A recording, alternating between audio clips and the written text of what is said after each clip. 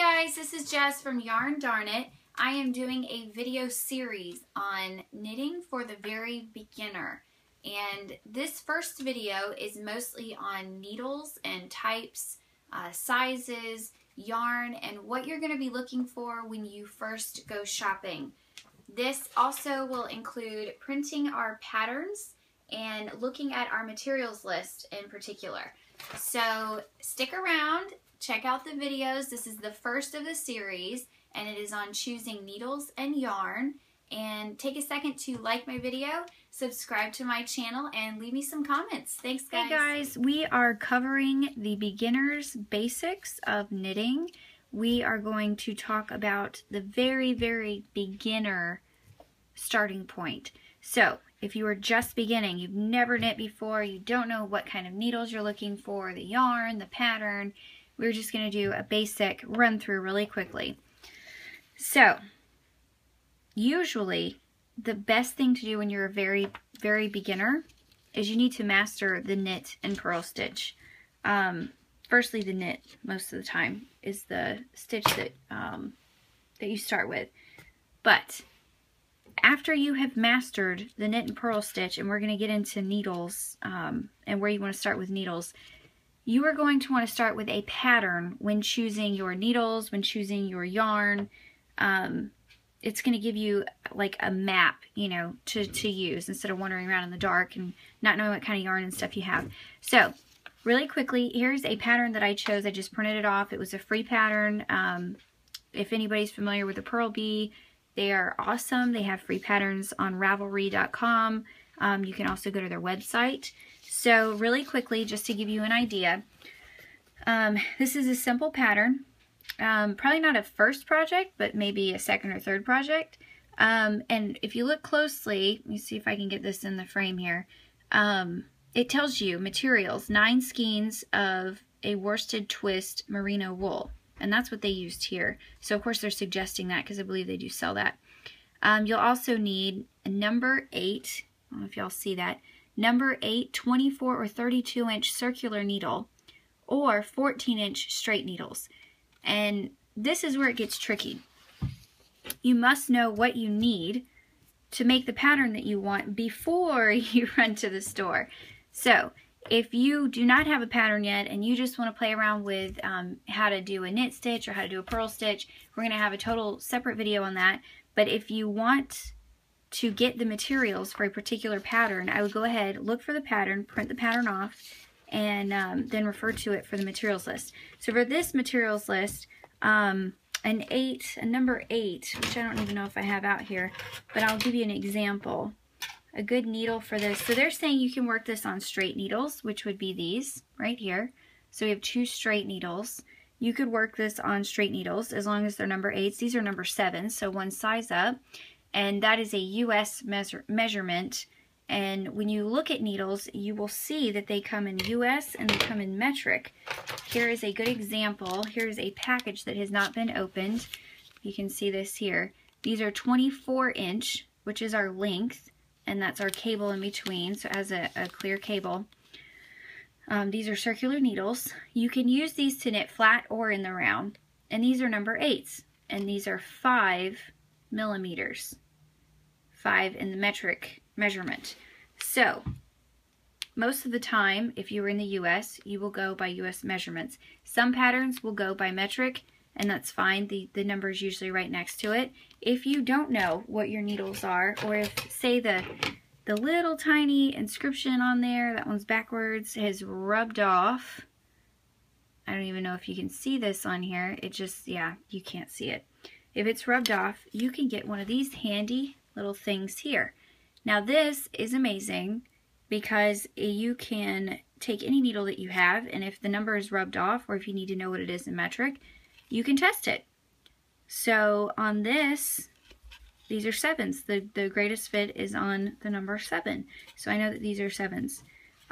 It says here in metric size, if you can see that well, in metric size, number 7 is a 4.5. So that's the way that works. So this is a handy little tool to have. So those are our straight needles. A lot of people start with these to begin with. They come in wood. They come in metal like these. A lot of people are familiar with these needles. They are aluminum.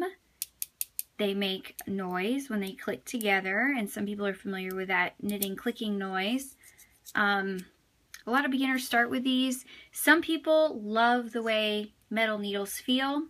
The yarn slides off of them a lot more easily. For me personally, beginning, I would start with wood because it has a little more grip. Even to this day, I prefer wood needles over metal. They're harder on your hands. They press a little bit harder on your hands. But like I said, it is personal preference. You can buy one of each and then try them out and see what you think. Needles also come in plastic. These are plastic. Personally, I do not care for the plastic. I bought these because they were the size that I needed and nothing else was available. They do the job. Not my favorite though. Metal. Here's another set of metal. Now, these are jumping into a whole other kind of needle. These are double pointed needles. Double pointed. They have points on both ends. They are sharp. These are very small needles, you know, for very small project.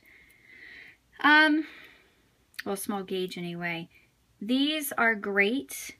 I like when you get needles like this and they're in wood and not metal, they have a tendency to snap, especially if you're a tight knitter.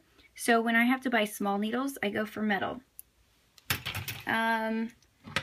Here's a set of double pointed wooden needles, and I love these needles. These are inexpensive. These are at most of your craft stores. These are Takumi. These are size 11s, and it says on the needle 11 8mm, made by Clover. These are bamboo needles. They're easy to use. They feel good on the hands to me, and I like these. These are larger size double points.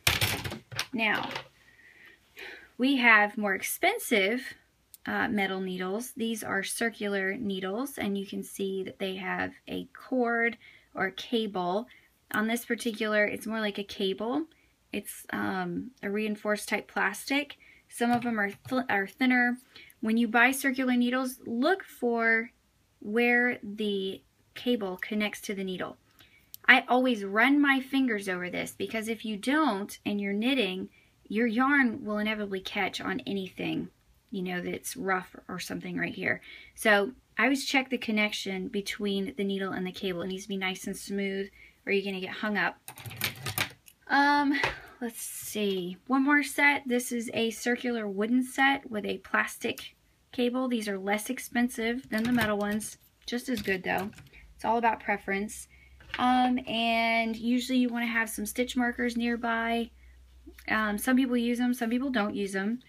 You can use just about anything for a stitch marker as long as it goes over your needle. Okay, and then I always keep a tailor's tape. Just a simple tailor's tape. A lot of things will say in the pattern, you know, knit for 6 inches or knit for 25 inches, and you don't want to be guessing because then your gauge will be off and something will come out way too big or way too small. So always keep one of these. Yarn. I'm going to start with acrylic. Acrylic yarn has its place. I don't purchase acrylic yarn regularly. It is good for some things.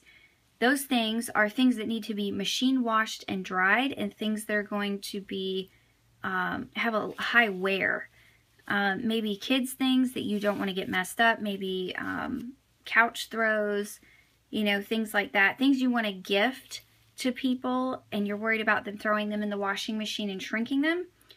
That's what this stuff is good for. This is a very common brand, and on here you'll see, I want to show you if you can see the label here.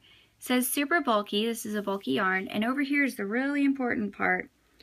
It says this yarn is suggested that you use a size 13 needle, or 9 in metric, so 13 US 13. I cannot stress enough that when you buy yarn, you really need to choose your pattern, then your yarn, then your needle. When you buy the yarn, say I have only a size 6 at home and I saw this yarn, I thought, oh, I really like this.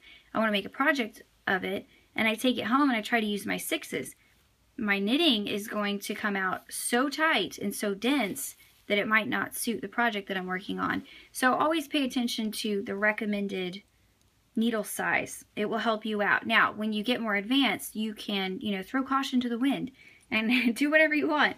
But for beginners, I think it's best to pay attention to what the yarn suggests. Next, we have cotton. This is a very common cotton yarn. It's very versatile. It is also machine washable and dryable. Of course, cotton can shrink if you wash it in hot water and dry it on hot heat. Great for things that are used like scrubbies, dishcloths, some baby things, baby bibs, that kind of thing. Cotton can be a great summer fabric because it doesn't get hot and itchy. So there's cotton. You have mixtures of wool and acrylic sometimes. I think this is all wool though.